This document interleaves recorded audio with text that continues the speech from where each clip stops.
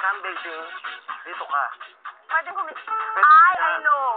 Di ba bago namatay si Princess Diana? Di ba yun yung drama? Oo, parang Nagsasunbathing ganon. sila. That's right. So, pwede ka dito humiga. Ay, lumaandar na tayo. Wait, we're still nakatali. Yeah, they know that. So, Ano? okay. Alam mo, we're moving talaga. Mabilis ha. Ang experience ko lang sa boat, yung, what do you call that? Yung parang, ba't ito hindi nakakahilo? Hindi, swabe pa eh. Kasi malaki Does yung gat. it become ganon? Depende sa alon yan. Pero ito, wala naman swabe lang. Baka pag malaki yung gat mo, mas maganda sa alon. Pag maliit, siyempre mas maalon yun. In fairness, pag mamahalin pala ang yate, mas less ang hilo kahit pa nasa gitna na kami ng Manila Bay. Yun, that's the fact na the whole world calls the fact. Wala. Sarap ang feeling. Parang ikaw, tetay lahat. Oo. Crispy, teta, di ba? You know, masarap yung feeling. Parang na-appreciate ka nila at kilala ka. Look at that fish. Tingnan mo yung view na yan. It's beautiful talaga. Tingnan mo. Tingnan mo ang dagat. Tingnan mo, di ba nare-relax ka? Hindi, at nasa-feel mong maganda pala talaga Pilipinas. Di ba? Yun yung isang feeling. Ayan yung Manila. Tapos ayan na yung mga pier natin. Is it true wala kang insurance at all? Kahit daw Wala. sa sakyan? Hindi ako nag-insure. Bakit? Ayoko. Car? Ayoko na nakikipag-usap sa ibang tao na kailangan kong ganito. Pag nasira, di pa rin Gulat ako doon, ah. Wala kang educational plans na kinuha sa mga anak mo? Sino man, Oo. sino man ang gusto mag-aral ngayon, Oo. will support my kids. Kung sino man. Even si Mary, kung gusto niya ulit.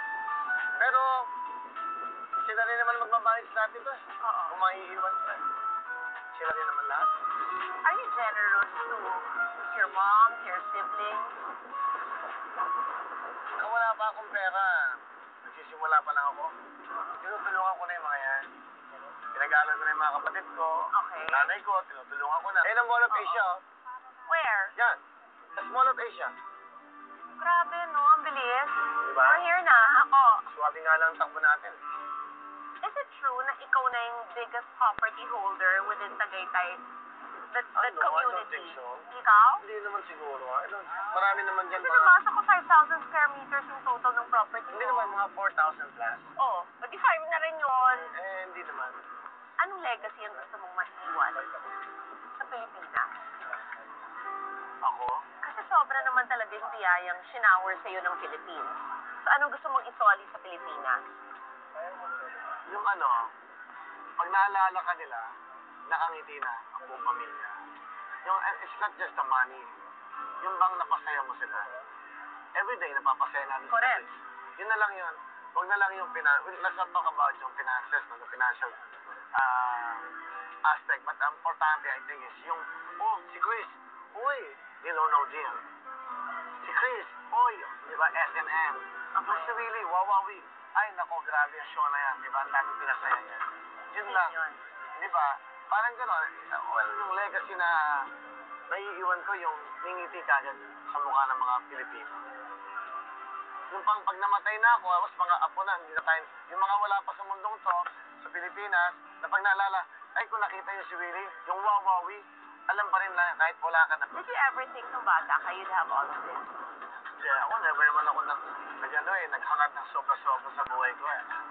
Dumating na lang to, siguro dahil sa sipag nga, at sa yung sincerity mo. Let's talk about sipag. People don't realize the work that goes in. You're live, you go live, you finish, goodbye. How does it work? Para alam lang nila.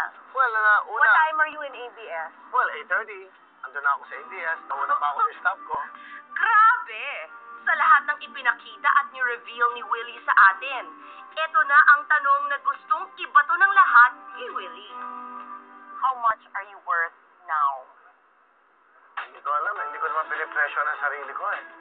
Alam mo, ang buhay hindi naman sa halaga ng pera mo yan eh. Ang buhay hindi naman sa halaga ng ano meron ka eh.